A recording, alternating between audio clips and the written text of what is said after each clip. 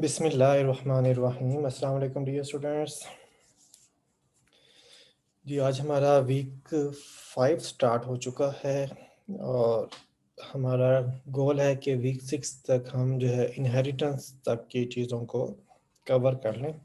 फिर वीक 7 और वीक 8 में हम जो है प्रोजेक्ट बनाने की तरफ और प्रोजेक्ट से रिलेटेड किस तरीके से हम जो चीज़ें कर चुके हैं उसको कैसे इस्तेमाल करेंगे उसके बारे में सीखेंगे, ताकि मिड एग्ज़ाम्स के बाद जो है आप लोग अपना प्रोजेक्ट बनाना स्टार्ट कर दें। ओके, तो इस वक़्त हम यहाँ पे जो है लास्ट जो हमारी लैब एक्टिविटी थी उसके अंदर हमने फंक्शन या मेथड ओवरलोडिंग कर लिया था और इसके अलावा कंस्ट्रक्टर बनाना सीख लिया था। कंस्ट्रक्टर की हमने टाइप देख ली थी और इसके अलावा हमने कंस्ट्रक्टर ओवरलोडिंग का काम कर लिया था। आज की जो लैब है इसमें हमने क्या कुछ करना है, तो आज की जो लैब है इसमें हमारा जो टारगेट है वो ये है कि हम एक तो देखेंगे दिस कीवर्ड का इस्तेमाल। ठीक है, यानी कि कीवर्ड दिस जो है इसका इस्तेमाल हम देखेंगे। ठीक है, और सेकंड हम जो है एक और कीवर्ड है, ये कीवर्ड जो है वो है स्टैटिक। तो इस स्टैटिक के बारे में हम जो है अंडरस्टैंड करेंगे स्टैटिक कीवर्ड क्या होता है, इसका क्या इस्तेमाल होता है, किस तरीके से इसको इस्तेमाल किया जाता है, और इसके बाद जो है हम इसके बारे में जो है वो यूज़ करेंगे, इसको यूज़ करना सीखेंगे और इसको इस्तेमाल करेंगे। ठीक है, तो ये हमारा आज का गोल है, हमने इसको ये करना है। अच्छा जी, अब स्टार्ट करते हैं। इस वक्त आपके सामने ना मैं ज़रा आपका पहला व्यू आपको दिखा दूँ प्रोजेक्ट का। तो इस वक्त लेफ्ट साइड पे आप देख सकते हैं ये हमारा पैकेज एक्सप्लोरर है। इस पैकेज एक्सप्लोरर में हमारे पास ये लैब 05 ऊप अंडरस्कोर 001 ये हमारा प्रोजेक्ट है। और इस प्रोजेक्ट के अंदर SRC के पैकेज फोल्डर में ये हमारे पास दो पैकेज हैं। ठीक है, एक हमारा पैकेज है जिसको मैंने सैम्पल के तौर पर लैब 5 की जो क्लास है student.java, इसकी मैंने कॉपी बना के रख ली है ताकि इन फ्यूचर में यूज़ कर सकूँ। और सेकेंडली अब आप यहाँ पे देखेंगे कि हमारे पास पैकेज है oop.bcs3 भी, और आप यहाँ पे देख सकते हैं हमारी इस वाली फाइल में भी पता चल रहा है कि इसी पैकेज का पार्ट है oop.bcs3 भी। तो इसके अंदर ये student.java की क्लास है। अब मैं इस क्लास को जो है डिस्कस कर लगूँ ताकि एक दफ़ा ये ओवरव्यू आपके पास आ जाए कि इस क्लास में क्या कुछ है, और फिर इसके साथ हम जो है दिस कीवर्ड का इस्तेमाल करना है और मेन क्लास बना के इसमें मेन मेथड बना के उसमें इसका यूज़ करना जो है वो देखेंगे। ओके, अब मैं इस एडिटर को एक्सपैंड कर लेता हूँ। तो मैंने इसके टैब पे डबल क्लिक किया तो ये एक्सपैंड हो गया। अच्छा, अभी करंटली हमारे पास क्या कुछ है ज़रा इसको हम यहाँ पे देख लेते हैं। तो इस वाले पैकेज में oop.bcs3b में यहाँ पे हमारे पास है पब्लिक क्लास स्टूडेंट, ये वाली क्लास है, कीवर्ड क्लास यूज़ हो रहा है और इसकी विजिबिलिटी पब्लिक है। इसकी बॉडी ये स्टार्ट हो रही है और आप देख सकते हैं लाइन नंबर 56 के ऊपर जाके ये क्लोज हो रही है। अब इसमें क्या कुछ है, इसमें एक स्ट्रिंग टाइप का एट्रीब्यूट है नेम, एक इंटीजर टाइप का एट्रीब्यूट है एज, एक डबल टाइप का एट्रीब्यूट है CGPA, और ये तीनों की तीनों प्राइवेट विजिबिलिटी होल्ड करती हैं। फर्दर आके देखें तो ये हमारा पहला कंस्ट्रक्टर है। इसको हम नॉर्मली डिफ़ॉल्ट कंस्ट्रक्टर बोल रहे होंगे, लेकिन हमने ऑथर की आर्गुमेंट्स में ये सीखा था कि अगर आप कंस्ट्रक्टर खुद बनाते हैं तो वो डिफ़ॉल्ट कंस्ट्रक्टर नहीं होता। डिफ़ॉल्ट कंस्ट्रक्टर जो है वो वही कंस्ट्रक्टर होगा जो कि जावा कंपाइलर बना रहा होता है।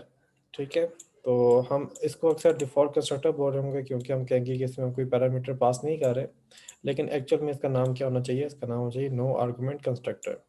तो नो आर्गुमेंट कंस्ट्रक्टर इसका दुरुस्त नाम है, लेकिन हम अक्सर जो है इसको डिफ़ॉल्ट कंस्ट्रक्टर बोल देंगे तो उसका मतलब यही कंस्ट्रक्टर होगा। ठीक है, अच्छा इसके बाद एक और कंस्ट्रक्टर है हमारे पास, ये है जी पैरामीटराइज कंस्ट्रक्टर। और इसमें अगर आप देखें तो यहाँ पे कंस्ट्रक्टर में एक आर्गुमेंट पास हो रहा है नेम, दूसरा आर्गुमेंट पास हो रहा है एज, तीसरा आर्गुमेंट पास हो रहा है CGPA। और उसी के बेस पे जो है इसकी बॉडी के अंदर क्लास की एट्रीब्यूट्स को वैल्यू असाइन हो रही है। फर्दर आगे देखें, हमारे पास एक मेथड है सेट का। इसमें 3 आर्गुमेंट्स हैं। पहला नेम जो कि स्ट्रिंग टाइप का है, दूसरा एज जो कि इंटीजर टाइप का है, तीसरा CGP है जो कि डबल टाइप का है। ये मेथड जो है कोई वैल्यू रिटर्न नहीं करता, दैट्स मीन इसकी रिटर्न टाइप वाइड है और इसके अंदर उसकी वैल्यू सेट करने के लिए यूज़ कर रहे हैं। इसके अलावा फर्दर और भी सेट के मेथड हैं जो कि सेट ओवरलोडिंग को जो है वो प्रेजेंट कर रहे हैं कि यहाँ पे सेट जो मेथड है उसकी मेथड ओवरलोडिंग परफॉर्म हो रही है। तो उसमें सेट है, इसमें स्ट्रिंग टाइप का नेम के नाम से वेरिएबल है। इसी तरीके सेट जो है एक और मेथड है जो कि एक और ओवरलोडेड फंक्शन है, और इसमें एज के नाम से एक इंटीजर टाइप का आर्गुमेंट पास हो रहा है। और सेम इसी तरीके से आप सेट एक और देखेंगे जिसमें CGPA है जिसकी डेटा टाइप जो है वो डबल है। इसके बाद आप यहाँ पे एक मेथड देख रहे हैं जिसकी रिटर्न टाइप स्ट्रिंग है और इसकी विजिबिलिटी पब्लिक है, और इस मेथड का नाम है गेट नेम। और इसमें हम जो है रिटर्न कर रहे हैं नेम को। इसके बाद फर्दर आप देखेंगे यहाँ पे डिस्प्ले का मेथड है जिसकी रिटर्न टाइप जो है वाइड है, और इसके अंदर हम मौजूद जो इसके अंदर मेंबर्स हैं, एट्रीब्यूट्स हैं, हम उनको डिस्प्ले करवा रहे हैं। जैसे नेम को डिस्प्ले करवाया, एज को डिस्प्ले करवाया, CGP को डिस्प्ले करवाया। ठीक है, तो ये हमारे पास जो है ये स्टूडेंट क्लास है। अच्छा जी, अब इसमें अब हमने करना क्या है। अब जो है इसमें ना एक तो हमने चीज़ देखनी है, पहला काम हम करते हैं कि दिस के कीवर्ड को जो है वो इस्तेमाल करना सीखते हैं। अच्छा, एक चीज़ वो ये कि हमने लास्ट टाइम जो है वो एक प्रॉब्लम देखी थी, उसको हम यहाँ पे टैकल करते हैं। तो जैसे कि यहाँ पे अगर नेम हो, यहाँ पे एज इस तरीके से लिखा हो और ये CGP जो है वो भी स्मॉल लेटर्स में हो, तो अब यहाँ पे आप देखेंगे कि अगर हम यहाँ पे नेम करते हैं, यहाँ पे एज कर लिखते हैं और यहाँ पे CGP लिखते हैं। अब इस सूरत हाल में अगर आप देखें तो यहाँ पे जो ये नेम है ना, ये इसको मैंने हाईलाइट किया तो ये वाला नेम भी हाईलाइट हो रहा है और साथ में ये वाला नेम भी हाईलाइट हो रहा है, ये आर्गुमेंट वाला। ठीक है, अब इससे क्या मुराद होता है, इससे मुराद ये होता है कि आप जब इसको हाईलाइट करते हैं, जो आपका इक्लिप्स है उसको आइडेंटिफाई कर देता है या इसको हाईलाइट कर देता है कि इस ये जो है वो किसको रेफर कर रहा है या किसको लिंक अप कर रहा है। तो आपको यहाँ पे लिंकिंग नज़र आ रही है कि ये जो नेम है ना, ये इस वाले नेम को भी ये यही नेम रेफर कर रहा है, ये नेम इसको भी रेफर कर रहा है। ये इस वाले नेम को रेफर नहीं कर रहा जो कि एट्रीब्यूट में है। जो एट्रीब्यूट वाले हैं ना, वो अगर आप गौर से देखें तो वो आपको ब्लू कलर के यहाँ पे लिखे हुए नज़र आते हैं। ठीक है, लेकिन जो ये आर्गुमेंट वाले हैं ये ज़रा डार्क ब्राउन से कलर के हैं, तो ये डार्क ब्राउन कलर के आपको नज़र आ रहे हैं। ठीक है, अब इस पे आप देख सकते हैं कि यहाँ पे हमें क्या इशू फेस हो रहा है। यहाँ पे हमें ये इशू फेस हो रहा है कि अब जो हमारा एट्रीब्यूट है उसको हम वैल्यू असाइन नहीं कर रहे, बल्कि हमारी जो नेम की वैल्यू है वो हम हमें कंस्ट्रक्टर से जो मिल रही है वही वैल्यू हम दोबारा से सॉरी आर्गुमेंट में जो मिल रही है, ये जो आर्गुमेंट में जो वैल्यू मिल रही है उस आर्गुमेंट वाले एट्रीब्यूट आर्गुमेंट वाले वेरिएबल की जो वैल्यू है वो हम दोबारा से आर्गुमेंट वाले ही वेरिएबल को असाइन कर रहे हैं। इस तरीके से जो एज है ये भी आर्गुमेंट का है और वैल्यू भी हम दोबारा से आर्गुमेंट वाले ही वेरिएबल को प्रोवाइड कर रहे हैं। यहाँ पे ये CGPA है और ये CGPA जो है वो आर्गुमेंट का है, और वही आर्गुमेंट वाली वैल्यू जो है दोबारा से हम आर्गुमेंट वाले वेरिएबल को ही असाइन कर रहे हैं। अगर मैं यहाँ पे देखूँ तो ये वार्निंग आ रही है, और यहाँ पे इसको देखें तो लिखा the assignment to variable name has no effect, कि आप जो असाइनमेंट कर रहे हैं नेम के ऊपर उसका कोई इफेक्ट नहीं है। कोई इफेक्ट का मतलब ये नहीं है, का मतलब ये है कि आप नेम इक्वल्स टू नेम कर रहे हैं, नेम की वैल्यू में पहले से जो वैल्यू पड़ी है वही उठा के दोबारा डाल रहे हैं, तो उसका तो कोई इफेक्ट नहीं पड़ने वाला, कोई चेंज तो नहीं आने वाला। तो इसकी बेस पे आप यहाँ पे जो काम कर रहे हैं इसका कोई इफेक्ट नहीं है। ठीक है, तो इस तरीके से आप देख सकते हैं कि यहाँ पे ये मसला आ रहा है कि हम तो चाहते हैं कि हमारी जो क्लास के एट्रीब्यूट्स हैं उनको वैल्यूज़ मिलें, लेकिन यहाँ पे तो उनको वैल्यूज़ नहीं मिल रही। ये वैल्यूज़ किनको मिल रही है? ये आर्गुमेंट की वैल्यूज़ हैं, वो आर्गुमेंट को ही दोबारा मिल रही हैं। तो इसको रिज़ॉल्व करने का तरीका क्या था? अच्छा, इसमें ये प्रॉब्लम आ रही क्यों थी? पहले ये प्रॉब्लम समझ लेते हैं। प्रॉब्लम इसलिए आ रही है कि इसमें अगर आप इसके वेरिएबल के नेम को देखें, तो वह NAME और सारे के सारे लेटर स्मॉल हैं, और जो हमारे एट्रीब्यूट है उसके अंदर भी सारे के सारे लेटर स्मॉल हैं। अब जब दोनों के लेटर स्मॉल हैं और बिल्कुल एग्जैक्टली सेम है, अब यहाँ पे कन्फ्यूजन क्रिएट होती है कि जब आप नेम का लफ्ज़ यूज़ लिखते हैं, तो अब ये आइडेंटिफाई करना मुश्किल है कि ये आर्गुमेंट वाला है या ये एट्रीब्यूट वाला है। और चूँकि ये लोकल स्कोप में जो है जो आप क्या वेरिएबल या मेमोरी जो है मेमोरी की जो दी जाती है, नेम दिए जाते हैं, जो लोकल स्पेस होती है उसमें उनकी वैल्यू या प्रायोरिटी ज़्यादा होती है। तो इस लिहाज से जो ये नेम है ना, इसकी वैल्यू जो है, जो आर्गुमेंट में आ रहा है, इसकी वैल्यू या इसकी प्रायोरिटी जो है वो एट्रीब्यूट की निस्बत जो है वो ज़्यादा है। तो इसके रिस्पेक्ट में जब नेम का लफ्ज़ यूज़ हो रहा है, तो उसको कंपाइलर जो है ना, वो फिर इस पे कन्फ्यूजन दूर करने के लिए वो क्या करता है, वो ये करता है कि वो जो लोकल स्पेस के अंदर जिसकी वैल्यू ज़्यादा है ना, उसी की बेस पे जो है उसको आइडेंटिफ़ाई करता है, और उसके बेस पे आइडेंटिफ़ाई करने थे। अब जो हम चाह रहे होंगे कि हमारा क्लास एट्रीब्यूट यूज़ हो या क्लास का डाटा मेंबर यूज़ हो, वो अब इसको आइडेंटिफ़ाई नहीं करेगा। वो अब किसको आइडेंटिफ़ाई करेगा? वो आर्गुमेंट वाले को आइडेंटिफ़ाई करेगा। अब उसको नहीं पता कि ये नेम जो है वो आप इसके लिए यूज़ करना चाह रहे हैं, या ये वाला नेम जो है वो आप इसके लिए यूज़ करना चाह रहे हैं। तो वो इसमें क्या करेगा? उसके लिए स्ट्रेट वे रूल ये है कि जो लोकल के अंदर जिसकी प्रायोरिटी ज़्यादा है, वो उसको जो है वो यहाँ पे यूज़ कराएगा। अब हम यहाँ पे चाहते तो ये हैं कि हम जो है ये करें कि जो आर्गुमेंट में वैल्यू आ रही है वो हमारे एट्रीब्यूट के वैल्यूज़ को मिल जाए। तो उसके लिए हम यहाँ पे करेंगे ये कि हम इसके साथ लिखेंगे कीवर्ड दिस, इसके बाद डॉट लगाया। अब जैसे लिखें दिस के साथ मैंने डॉट लगाता है कि, तो अब इसका कलर चेंज हो गया। इसका कलर क्या हो गया है? ब्लू। अब ब्लू के साथ साथ ना अगर आप ये देखें तो आगे क्या है, ये हाईलाइट भी हुआ हुआ है। इस हाइलाइट का मतलब ये है कि कौन से वाले जो है वेरिएबल को लिंक कर रहा है, या एट्रीब्यूट वाले वेरिएबल को लिंक कर रहा है। इसी तरीके से हम इसके साथ लगा लेते हैं दिस, और फिर इसके साथ लगा लेते हैं दिस। तो अब जो है, जो आर्गुमेंट वाले को रेफर कर रहा था, अब दिस की वजह से अब क्या हो गया, अब इसको कंपाइलर को पता चल गया कि अब ये दिस की जो वैल्यू है, दिस को यूज़ करने से अब जो है ये इसने आर्गुमेंट वाले वेरिएबल्स के अंदर वैल्यू असाइन नहीं करनी, बल्कि क्लास के जो एट्रीब्यूट्स हैं उनको वैल्यू असाइन करनी है।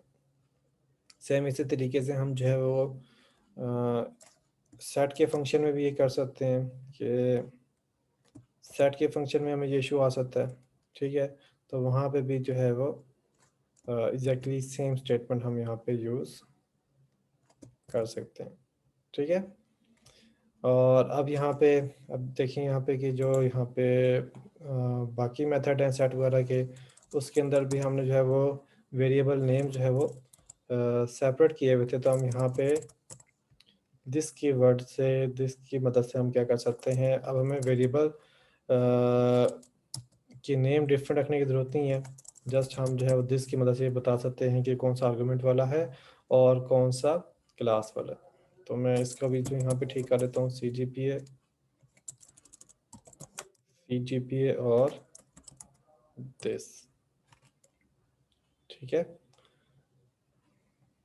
ओके, आई होप कि आपको दिस की जो कीवर्ड का इस्तेमाल है वो समझ आ गया। अब ज़रा मैं इसको इम्प्लीमेंट करवाता हूँ। तो उसके लिए मैं यहाँ पे एक मेन क्लास बनाता हूँ, न्यू क्लास। क्लास का नाम रखा मेन, और इसमें हमने बना लिया एक मेन मेथड। अब यहाँ पे आके हम स्टूडेंट क्लास का ऑब्जेक्ट बनाते हैं, student S1 equals new student, और इसमें हम बताते हैं जी कोई नेम। तो नाम हम उसका देते हैं जी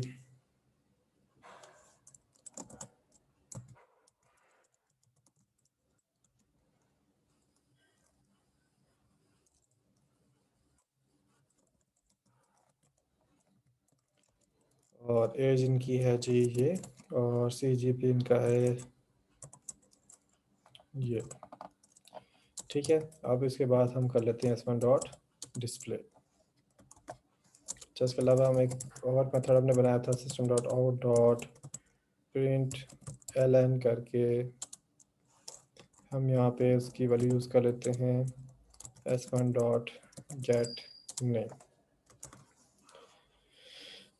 ओके, अब आप एक्सपेक्ट कर सकते हैं कि इसकी आउटपुट क्या आएगी। इसकी आउटपुट पे आएगा फैसल भट्टी 24 2.97 और वो विद कंप्लीट आउटपुट स्टेटमेंट के रिस्पेक्ट से आएगा।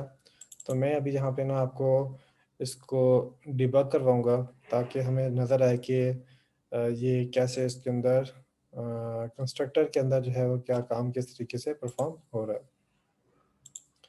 ओके, हम डिबग मोड में आ गए हैं। अब मैं यहाँ पे स्टेप ओवर की बजाय मैं यहाँ पे आऊँगा स्टेप इनटू पे। तो जी मैं स्टेप इनटू पे आया, तब देखिए हम आगे हैं किस वाले कंस्ट्रक्टर पे, इस पैरामीटराइज कंस्ट्रक्टर पे। ठीक है, अभी आप देखें तो इस ऑब्जेक्ट में भी इसको मेंशन किया जा रहा है तो दिस से। ठीक है, अब यहाँ पे दिस लिखा हुआ था, पहले तो कभी जिक्र नहीं किया, लेकिन अब दिस का मतलब आपको यहाँ पे बताना चाहिए कि दिस का मतलब क्या है। जो इस का जो S1 वाला ऑब्जेक्ट है उसको ये क्लास जो है वो दिस की मदद से रेफर कर रही है, दिस की मदद से उसको यूज़ कर रही है। ठीक है, अच्छा अब देख लें इसके अंदर एज की वैल्यू 0 है, CGP की वैल्यू 0 है और नेम की वैल्यू नल है। ये बाय डिफ़ॉल्ट इनिशियली जो है वैल्यू उसको मिल रही है। अब इसके बाद हम यहाँ पे करते हैं जी स्टेप ओवर। तो मैंने यहाँ पे किया स्टेप ओवर। तो अब देखिए यहाँ पे हमारी ये लाइन एग्जीक्यूट हो गई है और ये वाले वेरिएबल्स को वैल्यू जो है वो मिल गई है। अब इसके बाद यहाँ पे देखिए तो ये जो नेम है, ये कौन सा नेम है, आर्गुमेंट वाला, इसमें वैल्यू क्या आ रही है, इसमें देखें तो यारा नाम फैसल भट्टी। इस वक्त अगर आप क्लास के एट्रीब्यूट को देखें तो इसमें क्या वैल्यू पड़ी है, इस वाली नेम में वैल्यू पड़ी है नल। तो अब इसको अगर हम स्टेप ओवर करें तो आप साथ में देखेंगे कि नेम में इस वक्त पड़ा हुआ नल। तो जैसे ही मैंने स्टेप ओवर किया तो इसमें वैल्यू आ गई फैसल भट्टी। ठीक है, इसके बाद जो है यहाँ पे एज की वैल्यू है, एज आ रही है यहाँ पे 24 और इस वाले एज के अंदर वैल्यू है 0। तो अगर हम यहाँ पे करें स्टेप ओवर तो आप देखें यहाँ पे एज की वैल्यू भी होगी है 24। अब CGPA देखें तो एट्रीब्यूट में CGPA वैल्यू पड़ी है 0.0, आर्गूमेंट में जो वैल्यू आ रही है वो है 2.97। इसमें अगर हम स्टेप ओवर करें तो अब इसकी वैल्यू भी क्या होगी है, ये होगी है 2.97। ठीक है, तो अब इस वाले स्टेटमेंट के एग्जीक्यूट होने से कि मैं इसको जो है यहाँ पे करूँगा जी स्टेप ओवर। तो अब आप देखेंगे कि इसकी वैल्यू अपडेट्स हो चुकी हैं और अपडेट होने की क्या वजह थी, वो जिसके कीवर्ड से जो है ऑब्जेक्ट की वैल्यू जो है वो अपडेट हो रही थी। ठीक है, अब इसके बाद हम इसको डिस्प्ले करवा लेते हैं। तो डिस्प्ले करवाया तो देखेंगे आ गया नेम कॉलन फैसल भट्टी A24 CGP 2.97। अब इसके बाद ये एक और मेथड है जिसमें हम जो है वो क्या कर रहे हैं, हम नेम को गेट कर रहे हैं। अब चूंकि ये जो मेथड है ना ये क्या करता है, ये एक स्ट्रिंग को रिटर्न करता है। तो स्ट्रिंग को रिटर्न करने के लिए मैं इसमें जो है ना वो स्टेप इनटू करता हूँ। तो अब देखें यहाँ पे क्या कर रहे हैं, हम यहाँ पे एक स्ट्रिंग को हमने रिटर्न करना है और यहाँ पे हम नेम को रिटर्न कर रहे हैं। तो अब मैं इसको स्टेप ओवर करता हूँ, देखिए तो यहाँ पे ये जो मेथड है जब ये एग्जीक्यूट होगा तो जो नेम होगा इस वाले S1 ऑब्जेक्ट का वो रिटर्न होगा और इस प्रिंट एलन के मेथड को मिलेगा और ये जो है उस नेम को डिस्प्ले करवा देगा। तो इसको मैं अब एग्जीक्यूट करता हूँ। तो जी सॉरी मैं स्टेप इनटू हो गया, ओके स्टेप ओवर करते हैं। तो अब ये देखें जी यहाँ पे हमारे पास आ गया जी फैसल भट्टी आउटपुट पे लिखा हुआ आ गया। अब ये फैसल भट्टी कैसे आया, हमने इस दफ़ा इसको मेथड के अंदर जो है इसको system dot out dot print L नहीं किया, बल्कि कहाँ पे किया है, हमने इसको जो है इसकी वैल्यू गेट की है गेट नेम से और फिर इसकी वैल्यू को हमने यहाँ पे डिस्प्ले करवाया। ओके, तो जी दिस के कीवर्ड का एक इस्तेमाल हमने देख लिया। अब ज़रा हम कुछ और इस्तेमाल भी इसमें देखते हैं। अच्छा, अब मैं यहाँ पे ना एक कंस्ट्रक्टर और बनाने लगा। जी यहाँ पे मैं एक और कंस्ट्रक्टर बनाता हूँ जी। चलिए कंस्ट्रक्टर में बाद में आता हूँ, दिस का कीवर्ड का एक और इस्तेमाल करता हूँ। अभी देखिएगा कि यहाँ पे ना ये वाला कंस्ट्रक्टर जो है ना ये डिफ़ॉल्ट कंस्ट्रक्टर है और इस डिफ़ॉल्ट कंस्ट्रक्टर में हो रहा ये है कि हम यहाँ पे नेम की वैल्यू सेट कर रहे हैं, एज की वैल्यू सेट कर रहे हैं और CGP की वैल्यू सेट कर रहे हैं। और अगर ये वाला मेथड देखें ना तो इसको भी जो है आप मेथड कॉल करें, अगर स्टूडेंट को कॉल कर लें आप तो आप उसके अंदर ये वैल्यू पास कर सकते हैं। तो इसमें आपको सेपरेट जो है प्रोवाइड करने की ज़रूरत नहीं है, आप सिर्फ फंक्शन कॉल करें, बाकी वैल्यू जो है वो ऑटोमेटिकली इसको मिल जाएगी। कैसे मिलेगी ज़रा आप इसको देखिएगा। अब मैं यहाँ पे करता हूँ दिस का कीवर्ड जो है मैं यहाँ पे यूज़ कर रहा हूँ कंस्ट्रक्टर कॉल करने के लिए।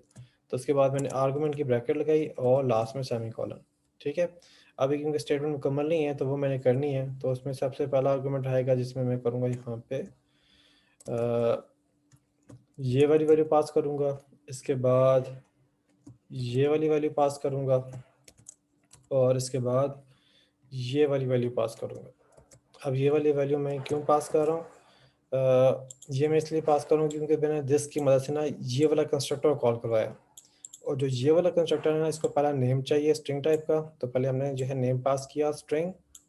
सेकंड देखें तो यहाँ पे एज, तो एज हमने इसकी प्रोवाइड की जो कि डिफ़ॉल्ट में पहले भी हम दे रहे थे 1000, तो इसको भी हम यहाँ पे चाह रहे हैं कि ये वैल्यू क्या मिले, डिफ़ॉल्ट के लिहाज से 1000 मिले। और जो CGP जो है हम डिफ़ॉल्ट में देना चाह रहे थे 50, तो इसको जो है 50 मिल जाए। अब जो ये मैंने 3 स्टेटमेंट लिखी हुई है, मैंने जस्ट कंस्ट्रक्टर कॉल करवा के क्या कर लिया, वही काम परफॉर्म कर लिया। पहली दफ़ा में हमारे पास सिर्फ ये स्टूडेंट का कंस्ट्रक्टर कॉल होता है, डिफ़ॉल्ट कंस्ट्रक्टर, तो उसके बाद असाइनमेंट के ऑपरेशन होते थे। अब जो है हमने क्या किया, अब हमने ये किया कि हमें अब पता चल गया कि इसके कीवर्ड से हम दूसरा कंस्ट्रक्टर भी कॉल कर सकते हैं, तो हमने यहाँ पे कंस्ट्रक्टर कॉल किया। अब जब हमने यहाँ पे कंस्ट्रक्टर कॉल किया, तो इसके कंस्ट्रक्टर कॉल करने से देखें क्या हुआ, इससे ये हुआ कि अब हम जो है वो इस वाले कंस्ट्रक्टर को यूज़ कर सकते हैं। अब जब हम इस कंस्ट्रक्टर को यूज़ करें तो उसको चाहिए यहाँ पे नेम, तो हमने नेम प्रोवाइड किया, एज चाहिए तो एज प्रोवाइड की, CGPA चाहिए तो वो CGP प्रोवाइड किया। और अभी आप इसको जब देखेंगे यूज़ करते हुए, तो आप देखेंगे कि ये वाला कंस्ट्रक्टर जो है वो इस वाले कंस्ट्रक्टर को कॉल करेगा और इसी तरीके से वैल्यू असाइन करेगा जैसे कि वैल्यू असाइन हो रही होती हैं। तो अब इसको चेक करने के लिए मैं यहाँ पे ये करता हूँ कि जी जो आर्गुमेंट थे वो मैंने यहाँ से रिमूव कर दिए। अब इस वाले प्रोग्राम को मैं सेव करता हूँ और उसके बाद मैं डिबग करता हूँ, ठीक है? तो हम इसको स्विच मोड पे ले आए। अब इसके बाद मैं करता हूँ जी स्टेप इनटू करता हूँ जी, ठीक है? जी, अब स्टेप इनटू किया तो अब आ गया हम कौन से कंस्ट्रक्टर में, डिफ़ॉल्ट कंस्ट्रक्टर में या नो आर्गुमेंट वाले कंस्ट्रक्टर में आ गया। ये क्यों आए हैं? क्योंकि यहाँ पे देखें कंस्ट्रक्टर कौन सा कॉल हो रहा है, ये पैरामीटराइज़ कंस्ट्रक्टर कॉल नहीं हो रहा है, ये वाला नो आर्गुमेंट वाला ये डिफ़ॉल्ट कंस्ट्रक्टर जो है वो कॉल हो रहा है। अब जब इस वाले कंस्ट्रक्टर में आए तो अब इसके बाद हम हमारी एग्जीक्यूशन कंट्रोल यहाँ पर आ चुका है, ठीक है? अब एग्जीक्यूशन कंट्रोल यहाँ पे आ चुका है, तो ऐसी सूरत में अब क्या होने वाला है? अब इसकी सूरत में ऐसा कुछ ऐसा होगा कि यहाँ पे हमने इस स्टेटमेंट को यूज़ करना होता है या दिस का कीवर्ड लगा के जब ये स्टेटमेंट यूज़ करते हैं, इसका मतलब ये है कि हम दूसरा कंस्ट्रक्टर कॉल कर रहे हैं। अगर दूसरा कंस्ट्रक्टर एग्ज़िस्ट करता होगा तो ये कॉल किया जा सकेगा, ठीक है? और दूसरा कंस्ट्रक्टर देखें कि क्या यहाँ पे एग्ज़िस्ट करता है, तो बिल्कुल यहाँ पे एग्ज़िस्ट करता है, क्योंकि यहाँ पे 3 आर्गुमेंट वाला कंस्ट्रक्टर है और उसका सीक्वेंस भी ये है कि इसमें पहले स्ट्रिंग आना चाहिए, फिर इंटीजर और फिर डबल वैल्यू। तो एग्ज़ैक्टली यही कंस्ट्रक्टर के अंदर भी यही सीक्वेंस में चीज़ें हैं, तो उसमें पता चल जाएगा कि इस वाले कंस्ट्रक्टर में आना है। अब इसके बाद मैं यहाँ पे करता हूँ जी स्टेप ओवर, बल्कि स्टेप ओवर की बजाय मैं करता हूँ स्टेप इनटू। जैसे मैंने क्लिक किया स्टेप इनटू, तो आप देखें एग्जीक्यूशन कंट्रोल यहाँ से जंप करके इस वाले मेथड में इस वाले कंस्ट्रक्टर में जंप किया और वो यहाँ पर आ गया, ठीक है? अब यहाँ पे देखें तो यहाँ पे आपके पास जो है वो नेम आ रहा है, एज आ रहा है और CGP आ रहा है, ठीक है? तो अब अगर देखें तो वैसे जो एज, CGP और नेम की वैल्यू है वो 0 और 0.0 और नल है, लेकिन जो आपकी यहाँ पे आर्गुमेंट है इसके, उसमें नेम की वैल्यू आ गई यहाँ पे माय नेम, जो कि इस वाले आर्गुमेंट से पास हुई है। और एज की वैल्यू देखें तो वो आ रही है 1000, जो कि इस वाले आर्गुमेंट से पास हो रही है। और उसके बाद ये इसमें CGP में वैल्यू आ रही है 50, जो कि इस वाले आर्गुमेंट से आ रही है। अब इसके बाद अगर मैं यहाँ पे करूँ स्टेप ओवर और उसके बाद मैं इस वाली लाइन को एग्जीक्यूट करूँ, तो जो नेम होगा वो किस में आ जाएगा, हमारे जो इस वाले नेम है, जो ऑब्जेक्ट का नेम है। तो जी मैंने स्टेप ओवर किया तो देखिए अब इसकी वैल्यू अपडेट हो गई है, नेम आ गया माय नेम। इसके बाद मैं यहाँ पे कर रहा हूँ स्टेप ओवर, तो देखिए एज जो है उसमें वैल्यू पड़ी हुई थी 1000, अब वो हमारे इस वाले ऑब्जेक्ट का पार्ट बन गई है, यानी कि इस वाली एज की वैल्यू अपडेट हो गई है और 1000 हो गई है। अभी अगर CGP को देखें तो इसमें वैल्यू पड़ी है 0.0। जब मैं इस स्टेटमेंट को एग्जीक्यूट करूँगा तो यहाँ पे देखिए अब ये वैल्यू हो गई है 50, क्योंकि इस CGP के अंदर वैल्यू पड़ी हुई थी 50, अब ये वाला भी क्या हो गया, 50 हो गया, ठीक है? ओके, अब इसके बाद जो है यहाँ पे हम दोबारा से वापस आ गए जिस वाले कंस्ट्रक्टर ने कॉल किया था, और उसके बाद इससे भी आगे हम जाएंगे जहाँ पे ये स्टेटमेंट एग्जीक्यूट हो रही थी। अब इस स्टेटमेंट के एग्जीक्यूशन को मुकम्मल करते हैं, तो अब आप इसके ऑब्जेक्ट को देखेंगे तो एज की वैल्यू आ रही है यहाँ पे 1000, CGP की वैल्यू आ रही है 50, नेम की वैल्यू आ रही है माय नेम, ठीक है? अच्छा, अब इसी तरीके से हम फर्दर जो है अगर इसको मैं प्रोग्राम को मुकम्मल करूँ आउटपुट, तो जी इसमें देखिए तो हमारे पास माई नेम नेम जो आ रहा है वो आ रहा है माई नेम, एज जो है वो आ रही है 1000 और CGP हमारे पास आ रहा है 50। और ये एग्जैक्टली वैसे ही काम कर रहा है जैसे डिफ़ॉल्ट कंस्ट्रक्टर काम कर रहा था। लेकिन ये फ्रंट एंड पे तो ये लग रहा है कि ये डिफ़ॉल्ट कंस्ट्रक्टर काम कर रहा है, या ये ऐसे ही लग रहा है कि ये नो आर्गुमेंट वाला कंस्ट्रक्टर कॉल हो रहा है। लेकिन एक्चुअल में क्या हो रहा है, एक्चुअल में हम जो है वो 2 कंस्ट्रक्टर कॉल कर रहे हैं। पहला हम जो है वो नो आर्गुमेंट कंस्ट्रक्टर कॉल कर रहे हैं, और फिर इस कंस्ट्रक्टर के अंदर से हम क्या कर रहे हैं, हम एक पैरामीटराइज्ड कंस्ट्रक्टर जो है वो कॉल कर रहे हैं। ओके, तो जी ये हो गया हमारे पास कंस्ट्रक्टर का ये वाला काम। ओके, हमारे हमारे पास जो है तकरीबन 8 मिनट रहते हैं, तो अब आप लोग ना अपनी अटेंडेंस मार्क कर लें। अपना नाम और रजिस्ट्रेशन नंबर लिख के चैट में सेंड कर दें, ताकि आपकी अटेंडेंस जो है वो मार्क की जा सके। अच्छा, अबू हुरैरा मुझसे पूछ रहे हैं कि जो दिस डॉट नेम लिखा है, अब ये कौन सा वेरिएबल है? क्या ये आर्गुमेंट वाला है या फिर ये एट्रीब्यूट वाला? जब आप दिस का कीवर्ड लगाते हैं ना, तो दिस के बाद जो भी होगा ना वो आपकी क्लास की चीज़ होंगी। ठीक है, क्लास का मेथड हो सकता है, क्लास का वेरिएबल हो सकता है, इस तरीके से क्लास की चीज़ होंगी। ठीक है, तो अगर आप दिस के बगैर करेंगे तो उसका मतलब है कि लोकल पे जो आपको अवेलेबल है ना, तो जैसे कि नेम यहाँ पे लोकली अवेलेबल है, तो वो दिस के बगैर वो वाला होगा। लेकिन जब दिस के साथ लगाएंगे तो फिर ये क्या होगा, ये क्लास का एट्रीब्यूट होगा। अब ये लोकल वाला नहीं है, बल्कि क्लास की चीज़ों को हम जो है यहाँ पे यूज़ कर रहे होंगे।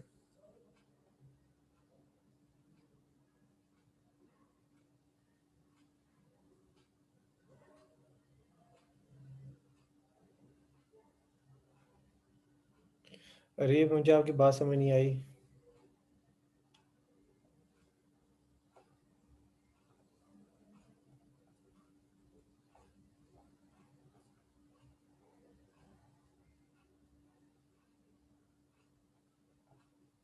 अरे आपने कुछ कहा है, मैं वो बात नहीं समझ सका, सॉरी। अच्छा, आपने स्क्रीन का वो लेना, अच्छा। ओके, तो मैं इसको एक्सपेंड करता हूँ, और इसको मैं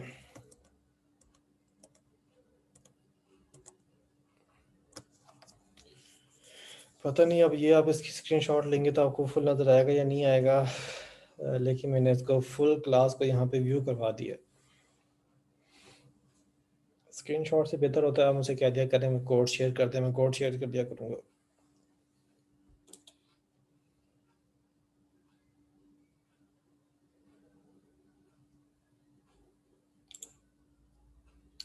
कोड शेयर कर दूँ ज़्यादा बेहतर है। मैं इसे कॉपी करता हूँ, और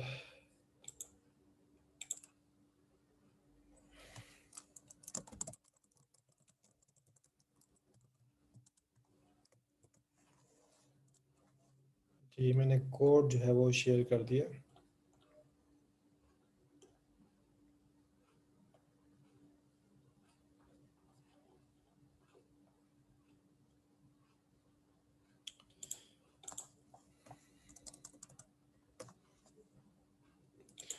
ओके, अब हमारे पास तकरीबन 5 मिनट रहते हैं, तो मैं कुछ और चीज़ें आपके साथ जो है वो शेयर करना चाहता हूँ। अच्छा जी, अब यहाँ पे मैं एक और कंस्ट्रक्टर बनाने लगा हूँ। तो यहाँ पे मैंने एक कंस्ट्रक्टर बनाया है, पब्लिक स्टूडेंट। अब जो ये वाला मेरा कंस्ट्रक्टर है ना, इसके अंदर मैं स्टूडेंट क्लास का ऑब्जेक्ट बनाता हूँ। तो देखिए यहाँ पे इस चीज़ को भी समझें कि ये मेरे पास क्लास का नाम है, तो इसकी पहचान ऐसे हो रही है कि इसमें एस कैपिटल है, तो ये क्लास है। और जो ऑब्जेक्ट है वो भी स्टूडेंट लिखा हुआ है, लेकिन उसमें एस स्मॉल है, जिससे मुझे पता चल रहा है कि ये ऑब्जेक्ट है। तो मुझे दोनों में पता होना चाहिए फ़र्क, कि क्लास कौन सी होनी चाहिए और ऑब्जेक्ट कौन सा होना चाहिए। अब इस वक्त मैं यहाँ पे करूँगा this dot name equals to student dot name. ठीक है, फिर इसके बाद this dot age equals to student dot age. फिर this dot C G P A equals to student dot C G P. अब ये मैंने एक और कंस्ट्रक्टर बना लिया। ये भी क्या है, ये भी मेरे पास कंस्ट्रक्ट पैरामीटराइज कंस्ट्रक्टर है। ठीक है, अच्छा जी। अब मैं कोड जो है वो एग्जैक्टली इसके बाद लिख सकता हूँ, लेकिन मैं मेरी आदत है कि मैं कुछ चीज़ों को ना सेट बना के करता हूँ। तो जैसे सेट वाले मेथड है ना, उनको मैं एक एक साथ लिखता हूँ। जो गेट वाले मेथड है मैं उनको एक साथ लिखता हूँ। तो अब मैं जो गेट वाले मेथड जो है वो कुछ लिखने लगा हूँ। तो मैं एक मेथड बनाता हूँ पब्लिक, और इसकी रिटर्न टाइप हम रखते हैं जी स्टूडेंट। मेथड का नाम है गेट कॉपी।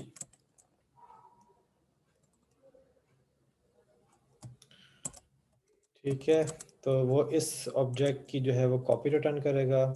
तो उसके लिए मैं यहाँ पे करता हूँ स्टूडेंट क्लास का ऑब्जेक्ट बनाता हूँ student s1 equals to new student, और इसमें मैंने पास कर दिया दिस, और फिर रिटर्न कर दिया s1। अच्छा जी, इसके बाद मैं एक और बनाता हूँ जी पब्लिक स्टूडेंट गेट क्लोन, और इसके बाद मैं यहाँ पे करता हूँ जी रिटर्न दिस। तो यहाँ पे भी दिस का इस्तेमाल है। तो अब ये दिस का इस्तेमाल किस तरीके से हो रहा है, तो ये मुझे थोड़ा सा इसको डिटेल में डिस्कस करना पड़ेगा। 3 मिनट तो हैं, लेकिन मैं भी बात अधूरी रह जाए, तो इस मकसद के लिए जो है मैं इस चीज़ को नेक्स्ट सेशन में जो है वो डिस्कस करूँ, ठीक है।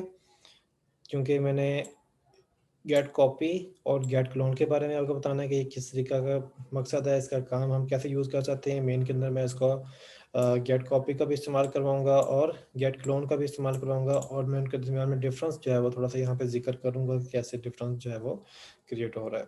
तो चूँकि ये थोड़ा टाइम ले सकता है, इसलिए मैं आपको नेक्स्ट सेशन में जो है वो मैं करवाता हूँ। तो इसमें फिर मैं ये कर लेता हूँ कि जी जो हमारा कोड है इसको मैं यहाँ से कॉपी करता हूँ, और चैट में मैं आपको ये ज़रा भेज देता हूँ, ताकि आप वक्त फौरी तौर पे जो है इसको अपने पास यूज़ कर लें। तो जल्दी से आप लोग अपने पास को कॉपी कर लें। मेरे ख्याल से हमारे पास जो है ना ये इसकी थोड़ी लिमिट होती है, क्योंकि मुझे लग रहा है आखिरी की 2-3, बल्कि आखिरी की जो डिस्प्ले का मेथड है और साथ में जो क्लोजिंग ब्रैकेट हैं वो मिसिंग आ रही हैं मैसेज में। ठीक है, बाकी ठीक है यहाँ पे, लेकिन डिस्प्ले से ऑनवर्ड जो है मिस हो रहा है। मेरे ख्याल से यहाँ पे मैसेज की लिमिट होती है कैरेक्टर्स की, तो इस लिहाज से चलिए मैं ये वाली फ़ाइल जो है ना मैं फिर आपके साथ बाद में शेयर कर दूँगा, क्योंकि यहाँ पे मैसेज के अंदर नंबर ऑफ़ जो कैरेक्टर्स हैं वो लिमिटेड हैं। ओके स्टूडेंट, मिलते हैं नेक्स्ट सेशन में।